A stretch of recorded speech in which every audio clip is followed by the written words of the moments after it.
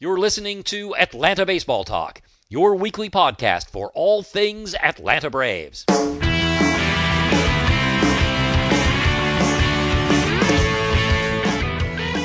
Welcome to show number 298. Today is Sunday, May 17th, 2015, and my name is Steve. No Hammy tonight, but I am joined by Curtis. And Kurt, tonight's show is sponsored by Front Row Seats. If you're looking for Braves tickets or any other tickets for sporting events or shows, you'll get them at the best price online, guaranteed. Use discount code ABT at the Front Row Seats checkout page, and you won't pay any service fees. Visit frontrowseatsllc.com or download the Front Row Seats mobile app. That's frontrowseatsllc.com. All right, Kurt, in tonight's show, we'll talk about the new look lineup, what we saw from Teheran and Wood this weekend, the Mike Minor surgery, and the Eric Stoltz move to the bullpen. But first, Kurt, let's bask in the glow of Shelby Miller for a second. Because, my God, and we'll start with today, it really was a masterpiece. I couldn't believe, obviously the almost no-hitter. He got to the ninth inning, and I think when he started the ninth inning, he was at like 82 pitches. So amazing control with his fastball, great economy with his pitches. Do you remember the first couple starts? Like I think he won his first couple starts. But I saw, I was at his first start in Miami.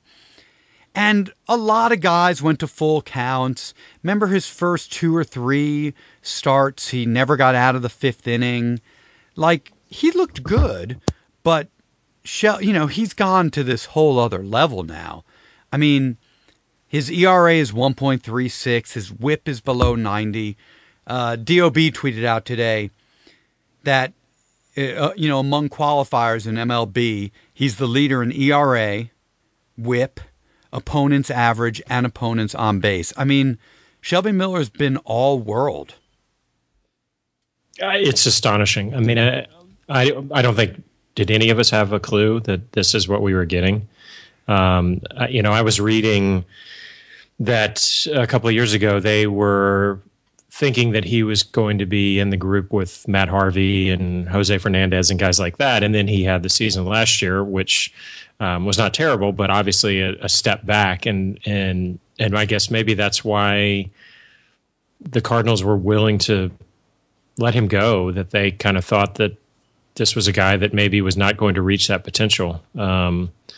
And like you said, we get to reap the benefits of it. In May, it's 25 innings pitched, 1 earned run, and 7 hits. It's crazy. It's just crazy. And the only loss he has, he gave up 2 earned runs. So it's just amazing stuff. To start today, 70 strikes. That in itself is just amazing. Out of what he had, 94 pitches or something like that he threw, and it was virtually all fastballs, which we've talked about the need for. At least I have for years now about the fact that, Jim, when you go into the playoffs, and I know we're obviously getting maybe a season ahead of ourselves here, but that you need really beyond an ace, you need a power throwing ace. And to just anchor the rotation, to be at the start, to go up against some of these other pitchers that you'll have to go against, and to be able to overpower opposing lineups. And you throw 85 fastballs today, and was hitting 95 in the ninth inning. Yeah, and hit 97 at some point to strike Stanton out. So. Yeah, it's amazing. It's amazing stuff. And this, you hope that this is a coup that we were able to pull this deal off. I keep thinking of Wainwright, that this is final retribution for that. And of course he's had the injuries, so it's even now taken a step ahead of that. Of course, we're way early on that, but I'm just going to, as you say, bask in this all and just enjoy it, because it's a miracle. Yeah, and his not going deep into games thing, that is a thing of the past, at least over his last 4 starts. His last 4 starts, 7 innings, 9 innings, 7 innings, and then today again, of course, 9 innings. Just terrific. And imagine if Julio can figure it out, that 1-2 at the top of the lineup for years to come. And with Wood. Right, who looks like is figuring some things out as well. But just Just amazing. I liked your tweet today. He pitched so good, he got a manager fired. Yeah, that's right. Mike Redmond fired minutes after the game today. You know, and I really expected that this season was going to be this kind of game, but us being on the other side of it of, oh God, just don't no-hit us. Just let us get, the offense was going to be so anemic that we'd be facing this, and it's us on the other side. What a day. What a great day. So, not to jump into that too deeply, because that's certainly not a topic that we had decided that we were going to talk about tonight, but with that, were all of these people wrong? About the offense? Yeah. Well, you know what? We're about, let's call it 20% into the season. They're certainly wrong so far. You've got Jace Peterson, who no one expected was going to do this. Freddie's had an amazing bounce-back year. Simmons is a much better offensive player than we thought. Markakis is who we thought he was going to be. Center field has not been a huge black hole. Przinsky's still sort of out of his mind. Yeah, I mean, so far they're wrong. There's no doubt about it. Can we sustain it? I think that there's a number of sustainable pieces to the lineup we're seeing already in 4 or 5 Peterson, who's 2 now? Sorry. Simmons? No, Simmons is down to 5. Well, Gosselin was batting there. Right. Gosselin was batting there. I mean, Gosselin and Cunningham, who knows, right? But Peterson and Simmons and Freeman and Markakis, I don't think those guys are going away this year. The offense is going to be better than people thought. Yeah, and you look at the batting averages, and it's not all like last year, 220, 225, 235. I mean, there's certainly guys that are doing that, but it's not like this overriding theme. We used to joke when we'd go to games, and you'd look up at the big board and see the batting averages of the starters, and it's like, is this like a fill-in roster or something? But it was all the starters; they were just all that terrible. Yeah, it's been a remarkable start to the offense so far. So, but the offense took a hit this week with the Kelly Johnson injury, so he moves to the DL, and it resulted in a reshuffling of the batting order over the weekend in Florida. So Peterson to the 1, as we mentioned, Markakis batting cleanup, Simmons to the 5, lots of Todd Cunningham and Phil Gosselin. Kurt, what do you think about the new lineup so far?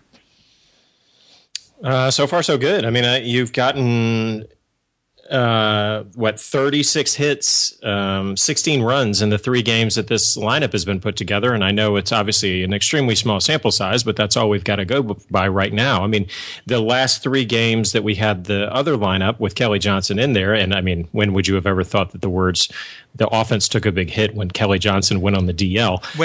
When Kelly Johnson, the team home run leader, went to the DL. Right, exactly. Yeah, I mean, it's a different. It's an interesting lineup, as you were saying before, that you're putting a rookie at the top and Markakis in the 4. But so far, so good. Let's ride it out. Obviously, the Gosselin hitting well and then hurting his thumb. We'll see what kind of impact that has. But have you seen anything about how long he's going to be out? I haven't. I saw a quote from him that he said he didn't think it was bad and that he, was going to check with the doctors, but just felt like it was sprained and nothing more than that. And so he expected to not miss really much time at all. How exciting for he and Cunningham both to just go bonkers this weekend. Yeah, and Siriaco too came up and was nice. So, I mean, there's points which we've kind of debated back and forth. Who do you play? Who do you sit? And Callaspo has certainly earned a seat on the bench with the way he's been hitting. So, yeah, it's great for all of these guys to get the opportunity.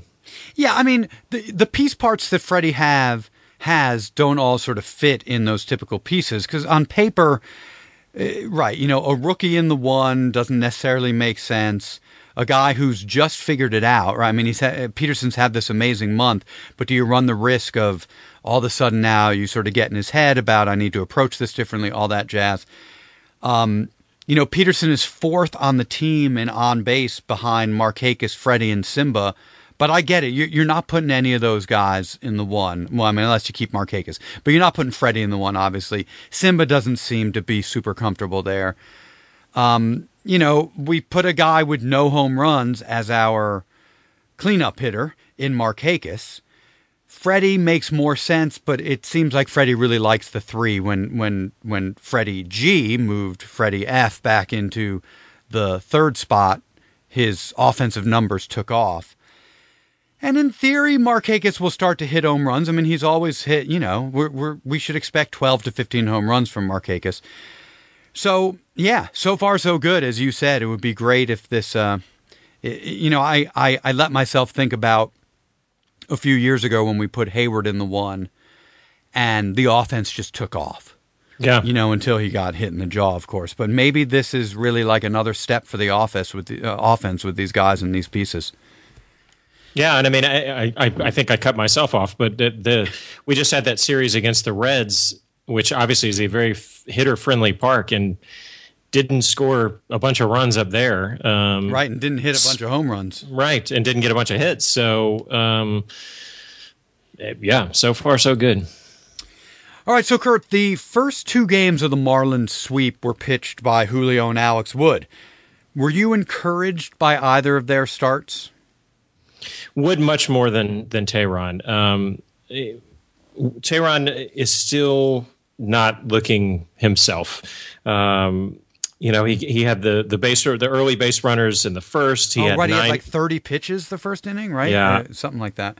And he only had 10 swing and misses and 103 pitches, 9 hits. So it just not a great day. And you read the quotes just like, oh, he was grinding it. He didn't have his best stuff. And you kind of wonder, when can we expect to see that again? Because that's what we're all anxiously awaiting. And Wood's start was much better and built on a good start that he had. Obviously, he had a rough first inning against the Nationals in his last start, but then, only gave up 3 hits in the last 5 2/3 that he pitched in that game.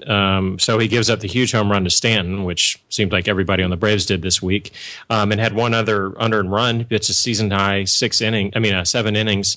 So yeah, I mean, it much more encouraging from Wood than it was from Teheran. Yeah, I mean, there were some good signs from Teheran, certainly, in that the earned runs were down compared to his last start. The walks per 9 and the home runs per 9 were down. But like you said, over 100 pitches just to get through 5 2/3. And, I've gotten in the habit now the next day going back and watching. If you have the MLB app, they do this condensed game thing, and it's like 12 to 14 minutes long, and it's really weird. I don't know if you've ever done it, but there's no announcer, so it's just like you just get the sound from some microphone that's down near someone's dugout, because you hear like bats rattling and stuff, but whatever. The condensed game just does like all the sort of big action moments of the game, strikeouts, hits, whatever. And the hits that Julio gave up, I mean, those pitches had so much of the plate. Like, a lot of this is still command issues for him. Right. So better results, except for the innings pitched, but he just doesn't look like the same guy, and no one has any answers about what it is. No one can point to anything really. I mean, there was he's not throwing enough fastballs, and he threw more last start, but he gave up 6 runs. He actually threw less fastballs this start compared to last start, and only gave up 1 earned. Yeah, it's really a bit of a mystery there. And I totally agree with you on Wood. Longest start of the year, on a good trajectory in that regard from 6 2/3 in his last one. His ground ball rate this weekend was his highest of the year, and he just looked in command. I mean, that sort of eye test stuff. He looked like a pitcher who was figuring it out. All right, so Kurt, exactly. Next up, next up is Fair or Foul, but first a quick word from Front Row Seats.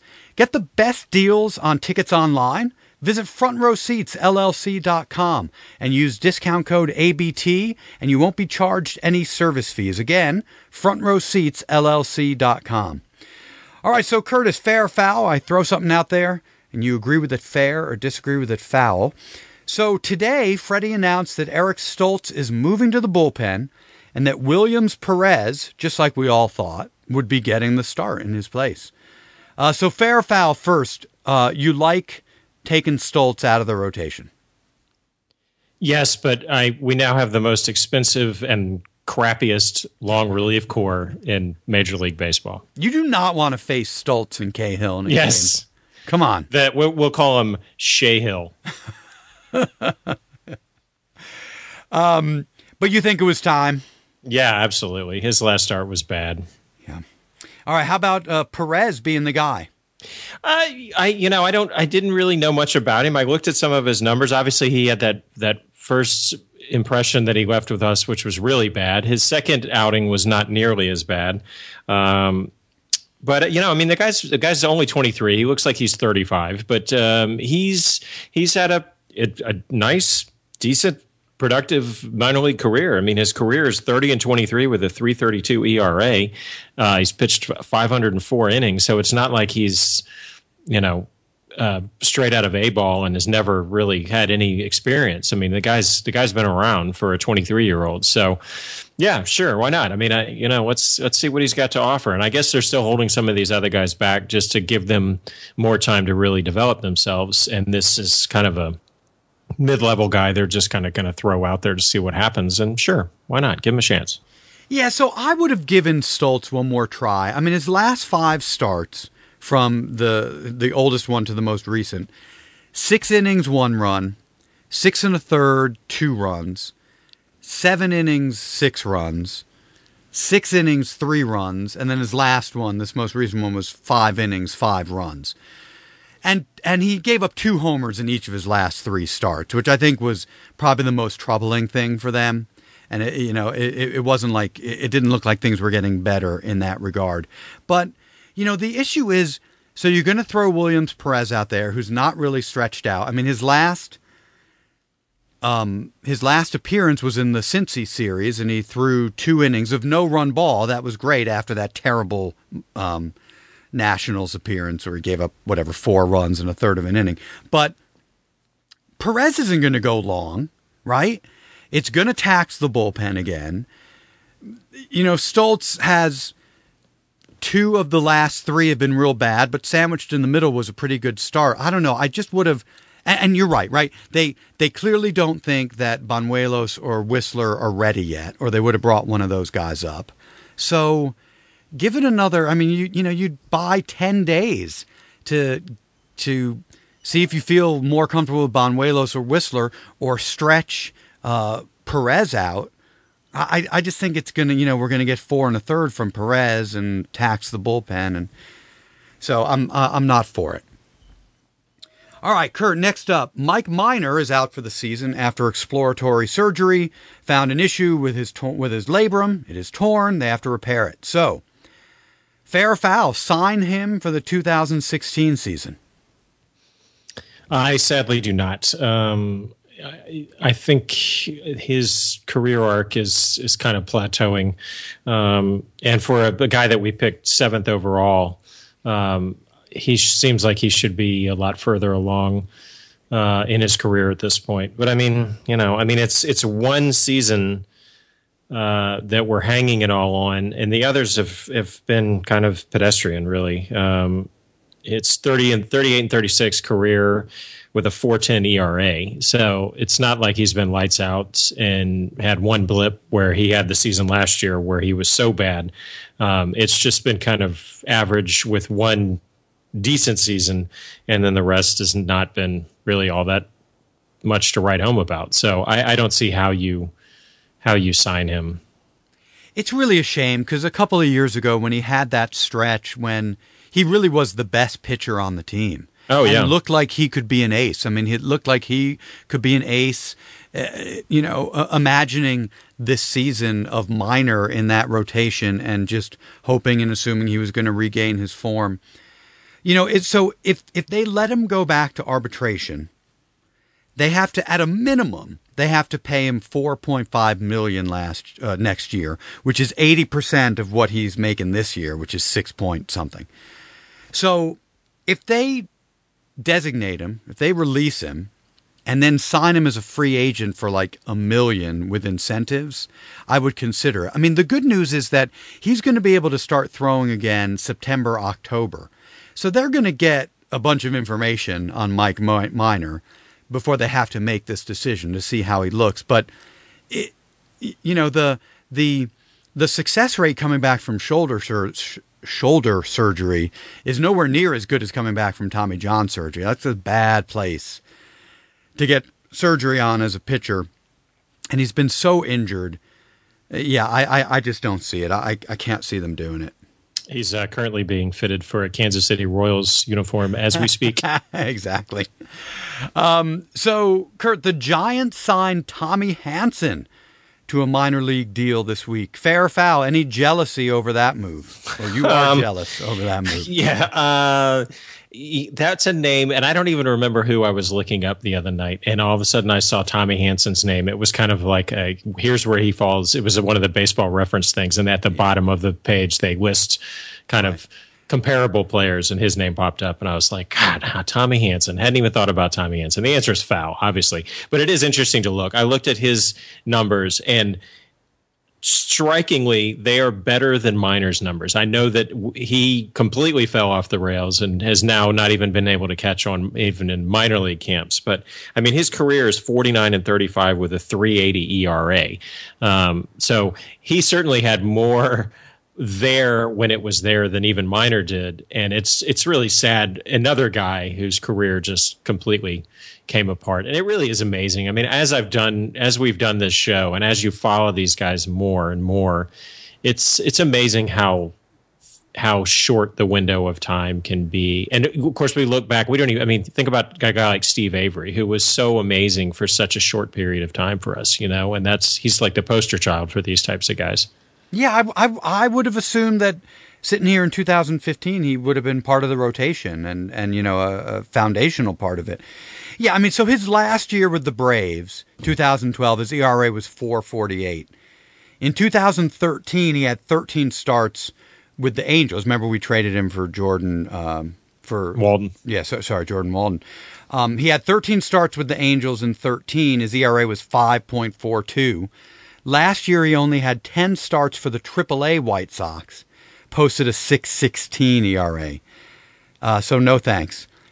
And there was that half season where it was he and JJ, who both were just out of the world. I think they both made the All-Star game, I think, that year. And you think about, and not that the Braves would ever had any sort of insight into this, but if they had come out of the All-Star break and said, you can have Tommy Hanson and Jared Jurgens, what they could have gotten back for both of those guys at that one moment in time. Yeah.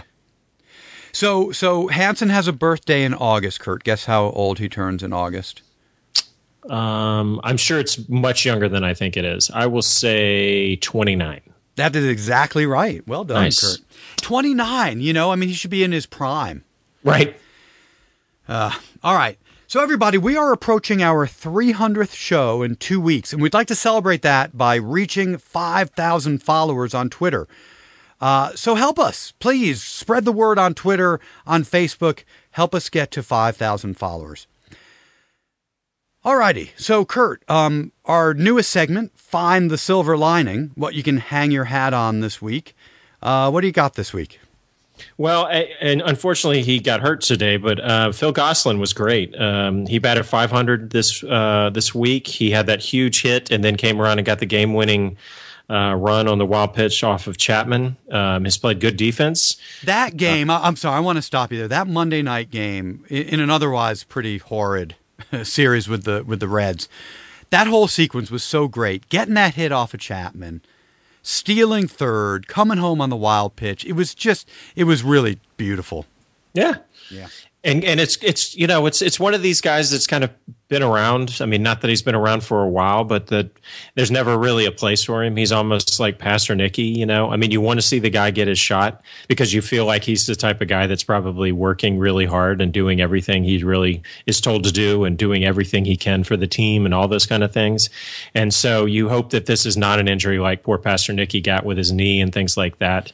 And that he bounces back and continues to play well. I mean, I don't, have any expectation that he's going to be our starting third baseman, but good for him and what a great week. And then, as I mentioned, Siriaco comes up and goes 3 for 7 and hits 2 doubles in his replacement. So that was nice to see too. So we'll just call it the third base, as Ham calls poo-poo platter, for the week. Okay. I'm going to go back to Jim Johnson, who I just continues to amaze. 4 appearances this week, 4 innings pitched, no runs, no walks, 3 hits. Again, pretty great considering that brutal stretch he had like 4 weeks ago where it looked like, oh my God, we wrung him dry in the first 2.5 weeks. That's about as good as it's going to get. And now he's bounced back. And I mean, he hasn't given up an earned run since May 4th. And before that was April 22nd. Like he's having a nice run here. All right. Would folks, you say you're drinking the Jim Johnson Kool-Aid? I am. I'm totally. Very nice. That's good for our younger listeners. Yes. Go look up Guyana.